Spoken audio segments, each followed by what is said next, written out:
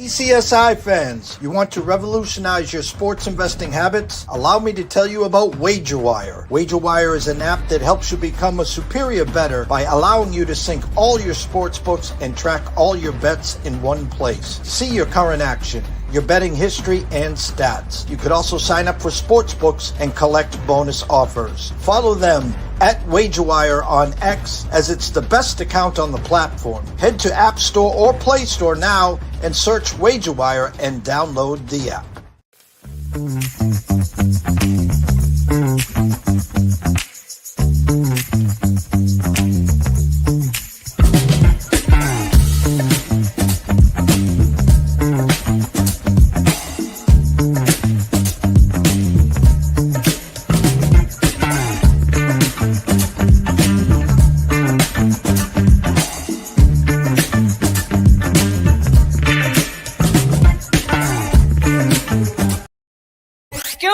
DJ. Hey, check this out. We got a great show coming your way.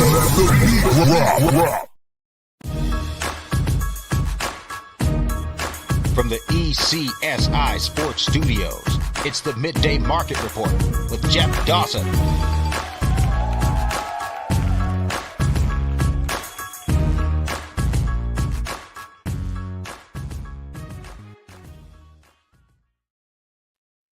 Good morning, sports fans from all around the globe. We are back. Jeff Dawson at EC Sports Investor, one and only Mr. Nick Hathcoat at Hathcoat 413. And of course, Insiders Football Midday Market Report. Usually do a Friday show.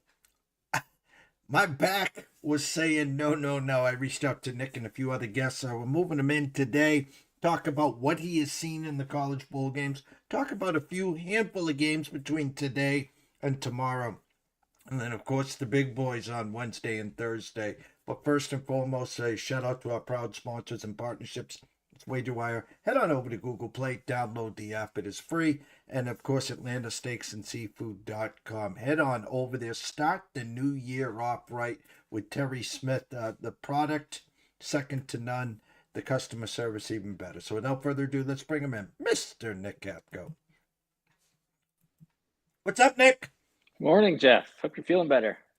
My back's feeling a lot better, and I did get a new gaming chair for the office and studio, so that should help the 7 to 10 hours versus the old-fashioned. So we're praying. How was your Christmas? It was good. I went to Nashville to see some family. Went there for 3 days, came straight back to Knoxville, and literally right back to work on college baseball. So it was a short break, but it was very needed. I mean, the season's coming quick, so got to get all these in. How far is Nashville from your home? Oh, just 2.5 hours. Is there even an inkling that you wouldn't mind taking the drive there Monday, January 5th for the Montana State championship game? I mean, it's must-see TV here. It actually is. No, I've got some prior commitments going on here in Knoxville that I do have to be here in town. So, no, unfortunately, I will not. Because I was also thinking about going to the Tennessee-Illinois game as well. But, yeah, just couldn't swing it. I talked to Scotty Webb earlier this morning on our show, and we're in a pool where our numbers are a lot different than the actual market numbers and the closing value. We started off 4-1, and now we're 7-6, and a lot of backdoor covers, and it's part of the game. And you know about CLV. I see guys that I had 3, it closed at 7, and I still lost. It's just part of it. San Diego State, for instance. And there was another one that came flying in through the back door. What have you seen so far with the eyes in the quality of games, number one, and number two, in the market in your portfolio? Yeah, quality of games, it comes in no surprise. It's not great. These aren't your bowl games like we used to get 10, 15 years ago, where this was every team was giving 100%. Everybody was playing. They were using it as another way to just basically as a intro to what they were going to be like next season, or whether it's something for the draft to look better and improve your stock. And now it's just gone downhill. we also weren't blessed with a lot of great matchups either, at least so far. We're getting a couple kind of better ones in a couple of days on January 1st. We got a couple good ones Saturday. I was surprised at how good some of those were. So, yeah, it hasn't been great. But I mean, I've been good. I think I am 8-3 on my plays so far this bowl season. I will say not all of them been given out because what I've been doing, and I found out especially this year with all these opt outs and everything, I've been playing live. Like these live numbers have just been bad, and especially not even just bad, but you can tell pretty early on who cares and who doesn't, like who really wants to be there. So that like my biggest one was probably I put a 2 unit play on Northwestern on Friday early because you could tell that game was going to be over fairly quickly. And I can't remember don't even remember what the final score was. I turned it off. I think 41-7 or something. Just it was bad. So that's how I've actually liked to play these games. Have just been live because, like I said, you can tell who wants to be there, who doesn't. But luckily, we don't have to worry about for the CFP. They want to be there. They're at full strength. Hardly anybody's really too injured. Jamar Miller or Jam Miller for Bama looks. I'm not sure if he's going to play. He's questionable again after retweaking his ankle against Oklahoma. Top defensive end for Indiana is out, but their defensive line depth is so good. I don't know if it's going to affect them a ton. So yeah, I'm mostly excited for these CFP games. But yeah, the bowl games, like I say, it's been a little bit disappointing in the quality of play so far in my eyes. But let's hope it gets a little bit better in the recent days. I think we talked last week, and I put a tweet out there. I talked to a few colleagues, the Michigan hiring. I did find it kind of odd. The Utah coach stepping down. Listen, he'd been there. You get to 66 years of age, and hey, you did your time. You did an amazing job. But listen, there's also birdies, agents, and saying, hey, by the way, wink, wink, there's an opening in Ann Arbor that you might be the perfect fit for. Surprise, shocked, good fit. I mean, what are your thoughts? Yeah, I guess I was a little bit shocked, but not completely. I also don't think Willingham is the kind of type to where he only retired so that he could take this Michigan job. I think if he wanted it, he would have stuck at Utah and I think he would have taken the job. Maybe not anyways, but I think he still would have taken it. If you're Michigan though, I think I don't know why, and maybe he was one of their first calls, and it just took a week and a half. But yeah, the way kind of the news was breaking, where it's like, oh, they're looking at this guy, and they moved on to like 5 and 6, and then all of a sudden, Kyle Whittingham, it's like, okay, that's a very, very good hire. I mean, he's been I think even when Utah had their down years, they've never really been like down and out. They don't have any like bad, awful years. So I think he's and pretty respected as one of the top 10 coaches in college football. At least I think he's always mentioned when you look at lists of who's a top 10, top 15 coach. He's always on there. I think it's a really good fit as well, especially his style. You talk about that defense Utah always has, no matter what. Even if the offense struggles, their defense is always legit. That's going to fit at Michigan. I think his personality fits at Michigan as well. I think he's and I'm sure maybe some people have said this, but he's very hardball-ish when it comes to like philosophy and kind of attitude towards things. And he seems very CEO-like, where it's like, this is how we're going to do things. I'm going to delegate offensive coordinator, defensive coordinator. I'm going to kind of run the ship, but pass along responsibilities to other guys. I think it's going to be a very good fit for Michigan. And I am surprised they got him, considering everything that was going on in the news cycle for that week and a half. Listen, I don't like to pile on, and when someone's down, I'm not that guy that steps on his neck. I like to give everyone a fair shake. And listen, when you have a bad year, it kind of, you got to look in the mirror. You have to figure out, what did I do wrong? What was my stake in the matter? And what am I going to do to correct it? Well, it's been going on for a couple of years now. And I can guarantee you this. There's not a person in the world not named Dabo Sweeney that is glad this year's over with. And to watch that team play against a Penn State team, new coach, new regime coming in, and what Penn State went through. Hats off to Penn State. You know, after they fired Franklin, and they didn't quit. A lot of teams will just say, "Hey, we're on to next year." They didn't quit. They could have just mailed in the bowl game.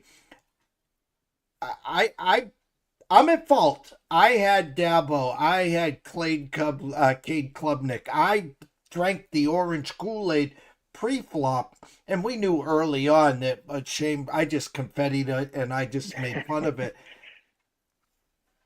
Hot seat is not even. I mean, this is molten lava now for Dabo. He is gifted and blessed with one more year here, and you can cry all you want, Dabo. Who are you going to get to replace me? I got 25 guys right now with a list that could come in and replace you in a heartbeat. He's got 1 year left here. What the bleep is going on there? Yeah, it was a bad year, and it was kind of surprising just because of all the talent that they had. You had Cade Klubnik coming back, who was, I don't know, fourth or fifth in the preseason Heisman odds. A defensive line that was stacked. Two defensive linemen who are going to be picked in the top 15, 20 in the NFL draft. Great receivers coming back. Didn't have a running back, which killed them at the beginning of the season. I think everybody saw that. They just couldn't run the ball. And Cade Klubnik's not that type where you can let him air it out 35, 40 times. And that kind of came back to bite him. The effort, I didn't play Clemson Penn State because that was one of those where it's like I couldn't stay farther away from this game because I have no clue what's going to happen. Now, I thought Clemson was going to win just because of, I mean, Dabo's record. This is only his second ever loss in a bowl game. He usually gets his teams right. I think just the way the season went, the players are I think they were a bit checked out where it's like, let's just get the season over with. And like you said, Dabo was maybe feeling that a little bit as well. But like you said, got to give Penn State credit. Neither one of them running, like Allen and Singleton didn't play. They're on their backup quarterback. But they've been playing, I wouldn't say well because of the schedule they played at the end of the year. But if you look back, like they almost beat Indiana, who right now is considered the best team in the country. Like with that, if that weren't like heroics by Fernando Mendoza on that very last drive, they beat Indiana. Then they win their final 3 games. Then they win this bowl game against Clemson. That kind of says a lot about the program. I think I was very impressed. And that's like after firing Franklin, it seemed like the kids kind of rallied around each other. And I know and even the players were mad that Franklin got fired. They didn't want him to, but they kind of rallied around it and were impressive the second half of the season.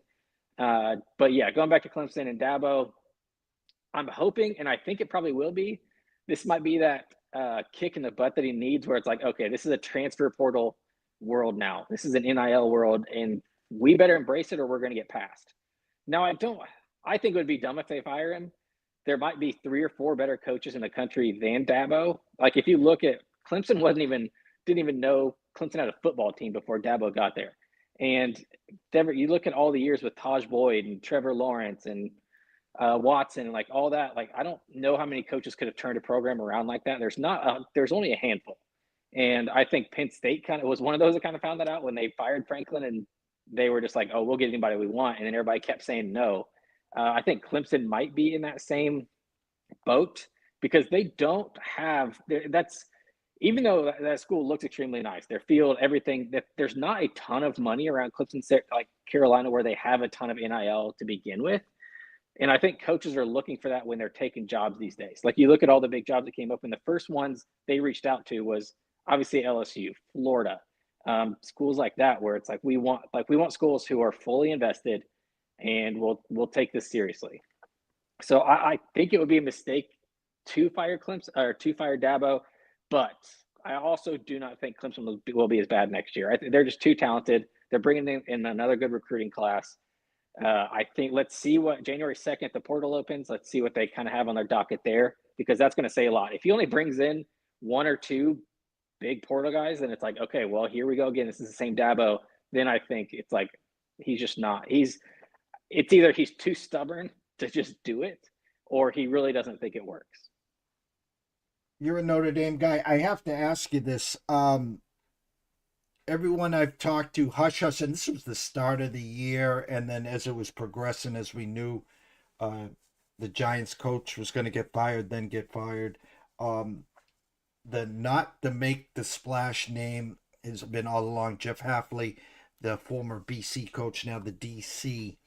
at Green Bay as the potential new head coach. If the Giants do what they're supposed to do, uh, and lose, now they'll be with the number 2 pick. So I guess my question now is kind of changed. Fernando Mendoza, hands down, will be the number 1 pick. That's what they're saying today. Now we still got some football left. Marcus Freeman's name has been brought up in New York. Now you're a Notre Dame guy. Any truth to this, or I mean, is this Oh, his I'm dream sure. job? Is this his dream job at Notre Dame, or does he have aspirations of the NFL? No, his dream job is Ohio State, and I can even admit that as a player there, coach there. I think if that job opened up, he takes it. So that in my mind is not, and I wouldn't even be mad at him because that is his dream job. Everybody's got one. That would be his. NFL comes knocking to him every year. Happened last year. Chicago Bears. He was their number 1 choice, and they came knocking. He said, "No, I want to be at Ohio, I want to be at Notre Dame." And his quote was like, "For at least the next handful of years." I think that's still the case. I think he will. I think he will eventually make that jump to the NFL. He's so young though. I don't think and not that I don't think he's ready and wouldn't be successful. I don't think he's personally ready. Like I don't think he thinks he's ready for that or at least wants it. I still think he's sticking with that like handful of years. He was a number 3 recruiting class coming in, which is their best recruiting class since 1991, which is kind of insane for Notre Dame. So that recruiting class coming in, it's got a lot of guys coming back. CJ Carr is going to be one of the top Heisman favorites next year. So I think he sticks it out at least for 2, 3, 4 more years and tries to make a run. I think this year was such a good team. I think if they make the playoffs and get beat out, I think he might think about it more. But he's still been talking. That team's still been talking about getting left out of that CFP, and I don't think that sits very well. I do think with everything coming up for Notre Dame, I think he stays there for, like I said, 3 or 4 more years, and then probably takes an NFL job. All right, before we get into your selections, whether it's today, tomorrow's games, of course, Wednesday and Thursday's games, the playoff situation, Matt knows I've been one of the leaders of the Texas Tech bandwagon for a long, long time. I've been on that island that says I just don't see what all the Oregon hype is. I always say I don't see that Bo Nix flash and flare type offense. But on both sides of the ball, they're dynamic. I get all that. Now you're gonna laugh because I'm really starting to lean to the right here. I'm seeing a lot of money coming in on Oregon. I'm seeing it now up to 2.5. I'm starting to think Oregon's gonna beat Texas. I was watching the BYU game and I'm like, oh shit, oh shit, and then they wake up, of course. Yeah. But now we're wondering. I talked last time with you. We weren't sure how Indiana would match up with one of the big boys. Well, we finally saw they could match up very well when they played Ohio State.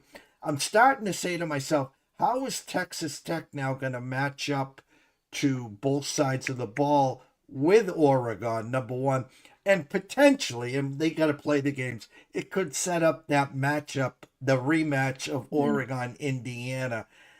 Help me out here. Am I starting to get buyer's remorse here? And is Oregon actually the side here? Yeah, I'm a little upset just like you that I didn't take that 1.5. I thought there'd be a little bit more Texas Tech love to where at least I thought 1.5 might be the worst number, or 2. I thought 2 might be the worst number I'd get. I didn't think it'd pass that key number. So I am a little surprised it gets to 2.5 right now, like I'm seeing on the board, is just like you. I think it comes back down, so I'm not touching it yet because I would like a 2 with Oregon. I think they win. Oregon, you look all year, just wasn't completely healthy, and now they are. Got both starting receivers back that basically missed the last 6 weeks of the season. They both look very healthy. Dante Moore he's getting more and more comfortable. Like that game against James, I know it's James Madison, but that was like target practice. And it wasn't even the guys that weren't open, was just everything was right in the face mask. It was like just throwing the ball wherever he wanted. That running game is strong. I think Texas Tech's issue, I could see an under here. just because I do like both these defenses. I think Oregon's defense doesn't get talked about enough. And I really do think this Texas Tech defense is the real deal. Even with their like strength of schedule doesn't look great, but I think that defense is real just because you can tell the athletes on the field, the defensive line, linebackers. Obviously, Rodriguez finishing, I believe, 5th in the Heisman votes, so he's a stud. I don't trust this Texas Tech offense to score enough. I don't know how they get past 17, and I don't know if they can hold Oregon lower than 17. Is kind of how I see it going. I don't hate the under in that one, but I do think Oregon is probably the side there. I just haven't played it. Like I said, I wish I would have taken that 1.5 now, but I'm going to wait and see kind of where it ends up come game time. Last question before we get your selections here.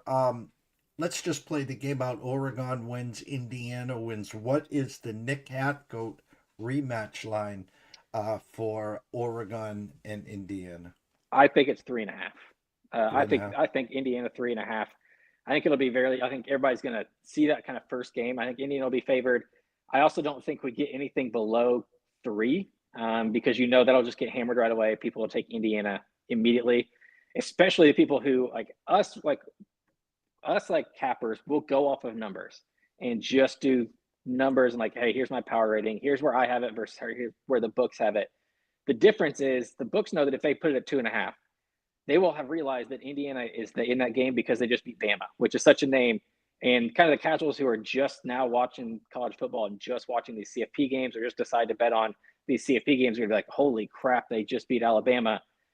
And they're going to be like, now I can get Indiana at 2.5. Yes, give me that. So I don't think the books want to have it less than 3, so I'd be shocked. So I think 3.5, 4 is probably that number. Bunch of bowl games. One today, Georgia Southern getting steamed to no end. A lot of opt-outs and not playing for App State.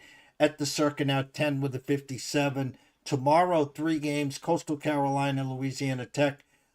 You talked about close to you, Nashville, Tennessee, Illinois. Tennessee, 2.5 with the 61.5. To me, that smells. I think it'll be 3 by kickoff. I think there'll be a lot of points definitely scored in that game. And then USC TCU closes it out in the Alamo Bowl. Then, of course, Wednesday, Iowa Vanderbilt, Arizona State Duke, Michigan Texas, Nebraska Utah. Utah are up to 14.5 in some spots. Matt Rule, just don't show up. I mean, what the hell's going on? And then, of course, Miami, Ohio State, and then you got the 3 on Thursday. Yeah, I actually like one tomorrow. This is kind of a smaller game, Louisiana Tech. I think they might kill Coastal. Coastal is going to be in a full rebuild. I was surprised they fired their coach after how good he was last year. That was kind of shocking just because they had a 6-6 down season. But if you look at their losses, they didn't lose to a single team that they were favored against. So it wasn't like they were just getting upset and losing games they weren't supposed to. So that was surprising. Louisiana Tech, though, was very kind of underrated, and I think they score points here, and probably I think that 10 might be a little bit too low. You mentioned one thing about that Tennessee Illinois game, and you mentioned points. I'm with you there. I think this game flies over. You're looking at a lot of the opt-outs for both teams are on the defensive side of the ball, and these offenses were both very good this year. The only one out for Tennessee that really means a ton is Chris Braswell, the number 1 receiver, is not playing. He opted out, but both quarterbacks are still playing. Both running backs are still playing. Everybody for Illinois that I know of, except for one offensive lineman, is still in. And the weather's supposed to be fairly decent. It's going to be a little bit chilly for Nashville standards. I was thinking the 40s, but it's still going to be sunny. Doesn't look like there's going to be much wind. So yeah, I'm with you that over 6. I got a 60.5. I think it's 61.5 now. Yeah, that's still very, very playable. Ohio State, man, I think this gets ugly, but I don't trust myself enough. That number in a college football playoff game just seems untouchable to me right now because Miami's defense is pretty good. So I'm not sure. Seeing Ohio State where it's like, oh my gosh, they're throwing the ball over the yard against all these teams. And the two best defenses they played was Texas. They put up 14. Indiana, they put up 13 or 10. So it's like, I don't know what their offense actually is when you face these good defenses. So 10 points feels like a lot there, but I'm not playing Miami because I don't know if Miami scores against Ohio State either. I just saw what they did against Texas A&M. I've seen what they've done in some of their bigger games as well. So I'm not sure how much they score. So that's a stay away. We've talked Oregon, Texas Tech. Like I said, I'm going to be on that Oregon side in some form or capacity. Hopefully I get that too. If it doesn't get down to 1.5 again. So I do like that one. I thought about, I'm probably going to do Indiana a couple different ways. I'm going to take that 6.5. I think they're just that much better than Alabama. I think Alabama's getting pulled a little bit by their name over talent and how they're playing right now. I think that we talked about it on our last show before the first round, how they got so lucky getting that rematch against Oklahoma that happened to be a team that they, even though they lost to, they gained them by 200 yards in that first outing. It happened again. I know people lost their minds when it was 17-0 Oklahoma, and it's like, see, Alabama shouldn't have been in. But this Oklahoma team was not offensively good enough throughout the entire season where it's like they're just going to run away and hide from somebody, and that came back to bite them. The punter drops the ball, which I still can't believe that happened. He literally just dropped the ball.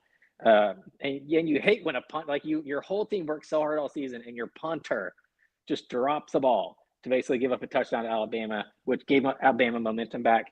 But I think this looks very similar to what that Georgia-Bama game looked like. Like, personally, I think Indiana's better than Georgia, and we just saw what Georgia did to Alabama on a neutral site. This one's neutral as well. I think Indiana wins by 6.5, by that 6.5 number.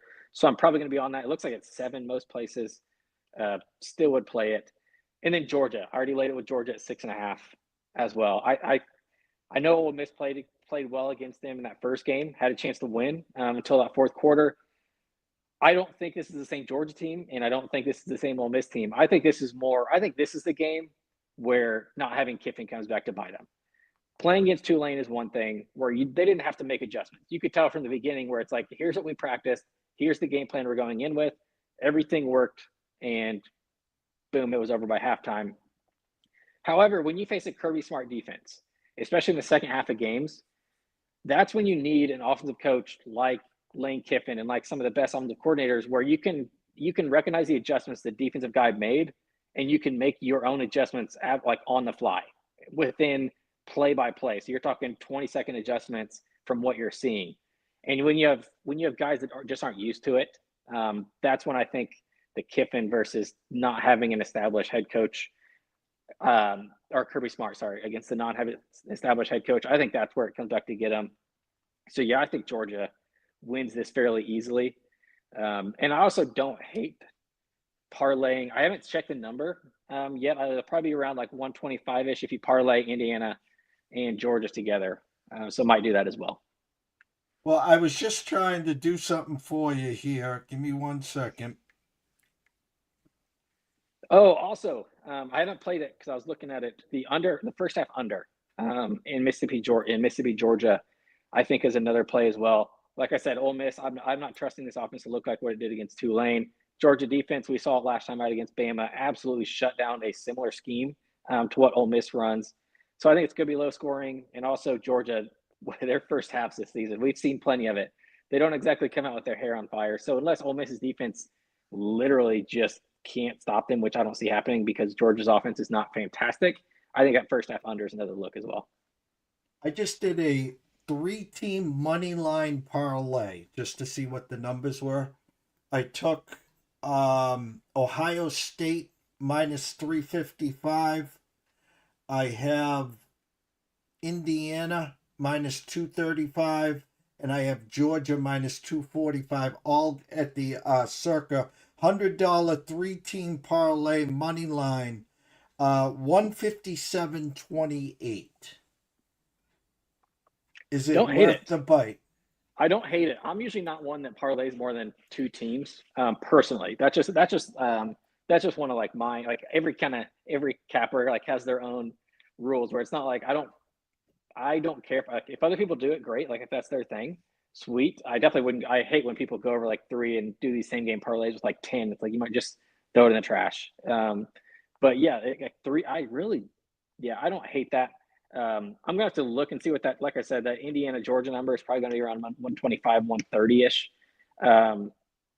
But yeah, if you want a little extra juice, because I really do think Ohio State wins. That's just a big money line number to add in when it doesn't really give you a ton of value in a parlay. That's the only thing that would scare me away with, what do you say, 355. So that would kind of scare me away just because that number doesn't add a ton. What do you got? I can get take Ohio State out, and if you do the Indiana Georgia $100 money line parlay pays you $100.74. Oof, it's 174. Okay, that's a lot higher than I expected. No, $100.74. Oh, okay. So it's wow. Okay, so that's for yes. Okay, see, I would Even like that money. more. Yeah, so I would Even like money. that more than adding Ohio State to it, just because you can. Okay, so even that makes that Ohio State even less valuable. So yeah, I would say if you want to do, you could also do it this way, which I wouldn't hate. You could also do something like a half unit on the 3-teamer and a half unit on the 2-teamer, and just do it that way. Which in turn, like if all three hit, awesome. And if not, like just because Ohio State one just seems, it just, like I said, doesn't add a ton of value. Don't hate that at all. But you can kind of play around. Like I always tell people, look at numbers, look at different books, things like that, and you can usually find value, especially. And people like will always mess with games more than like units. And like I've given out a lot on this show when I'll do like a first half and a full game, and I'll do like different things where it's like you can split like different units, and it kind of mitigates your risk that you're putting with also the same payout possible. We have plenty of games, plenty of actions. I'm so glad that we got you on today to give us a outlook of what we have to this week. When will the next round occur, Nick? After Ooh, it is the week from, so it's back to, I believe it's back to Friday, Saturday, next week. So it's like a 9 day break. Okay, so what we can do very simply, and we can text away or whatever, is we can give you Friday off if you'd like, or we can have you come on and we can take a look at some look ahead lines, or we can bring you in at the beginning, so we don't miss any games. It's totally your call. For want to come in for the recap and the look ahead lines and talk about what happened and what's up next, we can have you on Friday at 11 if that fits your schedule. It does. Yeah, let's do it. Yeah, we can at least we can recap.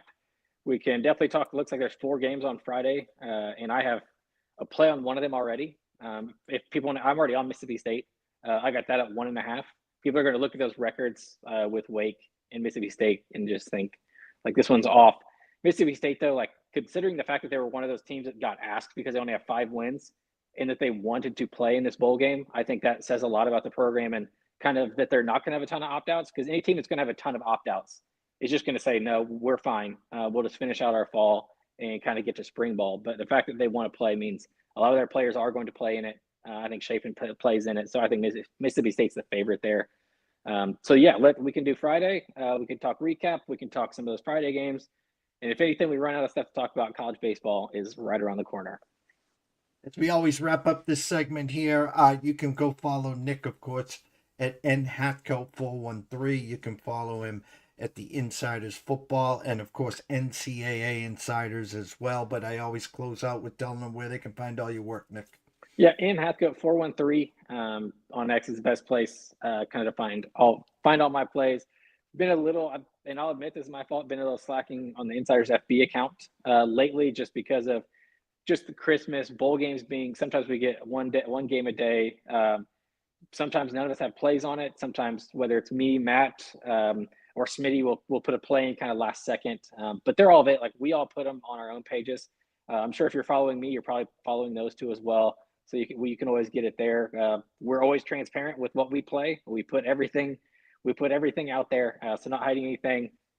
And then NCAA Insiders. I just finished this morning. Just finished my 68th team, where it's like a deep look at the 68 teams that I'm into. I'm trying to get to. I've given myself a goal of 150 by the time the season starts, and now I'm down to a little over a month and a half. So maybe I set my goal a little bit high with still over 100 to go. But we will see. My schedule kind of, especially once these bowl games are over, my schedule and Christmas is now done. So we'll see. Now that my schedule's a little bit lighter, and maybe I can do a couple more a day. So we'll see. But yeah, NCAA Insiders, obviously a ton coming around the corner. You're going to get our guide like usual. That's going to be through VSiN, just like last year as well. So and yeah, we will have our first show soon, doing kind of like a preview, hoping to get some more coaches on this season, kind of talking about how the fall ball went, what they're going to do in the spring, and kind of outlooks of their teams as well. So we got a lot of stuff on deck, and yeah, I honestly cannot, now that watching all these kind of, like I said, crappy bowl games go on, it's getting me into college baseball mood. Shout out to Mr. Sailor, Mr. Russell Sailor. Who's your daddy? I will have a lot of Indiana talk moving forward as well. Myself and Scotty will be back tomorrow to recap the NFL. We'll talk some what happened in the bowl game today, and then we'll obviously get ready for the big boys. Andrew McGinnis will be on at 10:30 talking some NHL slate as well. Again, thank you so much, Mr. Hathcoat, for coming on early this week. It was great to get a preview. Yeah, thanks a lot, Jeff. For myself, Jeff Dawson at EC Sports Investor, one and only Mr. Nick Hathcoat at Hathcoat 413. We wish everyone a blessed day. Shout out to Mr. Sailor himself. Who is your daddy, or who's your daddy? Stay tuned.